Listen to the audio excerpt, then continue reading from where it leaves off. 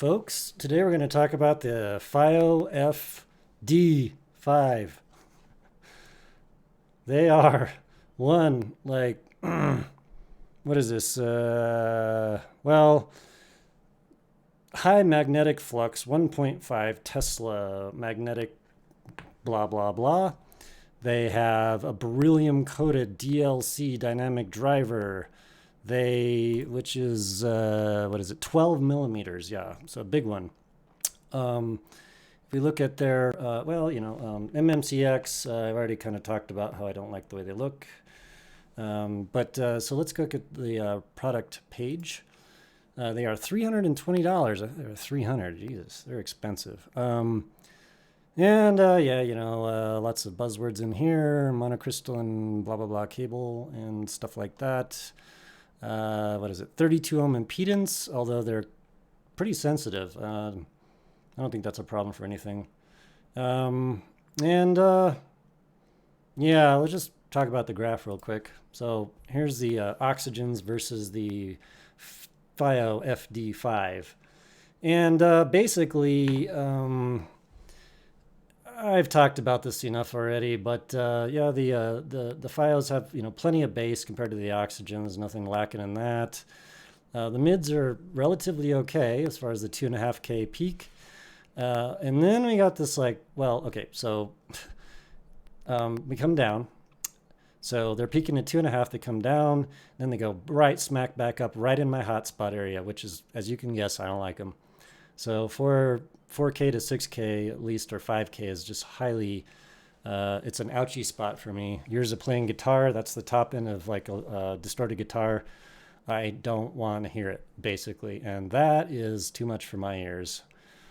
Then we got a little extra 8K and then whatever. Pretty much this is why I'm not enjoying these at all. So how this comes across is if you took an oxygen and you literally tilted the graph towards the treble, that's kind of how they come across. That's basically it. I wish I could be nicer. That's all I had to say. The price is a lot for what they are, in my opinion. I talked to a couple folks that got these, and they pretty much had the same thing. So as far as the treble problems. In terms of the bore, Jesus. In terms of the way the bores are, they have removable bores, and so they have another set in here which are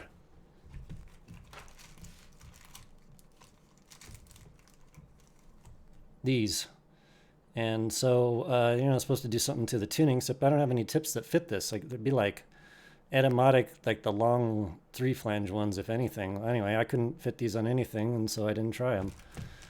They do come with a quick remove and some extra swap connectors. So that's cool. And in terms of the box, that's this. It's actually a really nice box. Nicer than the TRI Starlight, which is like 3 times the price. But basically folks were telling me that if you were able to extend this a little bit further in your ear, you might decrease that like 5 to 6K peak. I don't know. I couldn't get it to happen at all. I don't know. So, Fiio FD5, if we go to the Excel spreadsheet, which is here. Where are we? Fiio, here we are. Let's see. That's got to be them right there. All right. So, exceptional factor, 8 out of 10. I like them okay, but they got too much treble. So, 8 out of 10. Like at medium levels, they're pretty good. It's just when you turn them up that it starts being a lot. Accuracy, 8 out of 10. The dip and then the peak between 5, 6K and stuff like that, they're not entirely as accurate as mixes would call for. So 8 out of 10. But I'm being harsh. They really do come across as a brighter oxygen, and that's not something I like, but that's what they come across like. Wideness is going to be 8 out of 10. Really nothing special there. It's just like your average good wide set, basically. We'll just call it that. Moving on. 3D factor, 8 out of 10. Again, good. Not the best, but good. You could pick stuff out, certainly up, down, left, right. The driver does a good job. It has good technical metrics. It's just tuned in a way that I don't particularly like. Imaging is going to be 8.5 out of 10, and it's just, a little extra treble in there. Helps define the imaging left to right, so that's cool. Volume scaling 8 out of 10. Yeah, so you're like, wow, you just complained a lot about that. Well, look, if you did that treble, that tuning with a balanced armature set, that would chop my ears right off. With a dynamic driver, it's okay. I swear they graph differently. That's all I can tell you. Bass going to be 8.5 out of 10, and like, why? Why is it that a 12 millimeter beryllium coated dynamic driver can't hit bass like I would hope it would?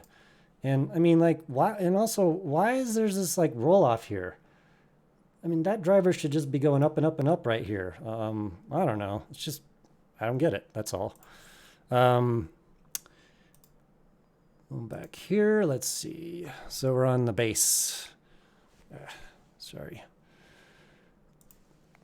8.5 out of 10 on bass. I think it could be better. I don't understand why it's not. Mids, we're going to give an 8. They are quite good, but they are obscured slightly by the extra treble, although it's not bad. But 8 out of 10. Treble, 8 out of 10. It'd be probably higher if they had put less of it in there. Again, I think the driver does a decent job at technicalities. It's pretty good. Moving on, we got resolution, 8.5 out of 10.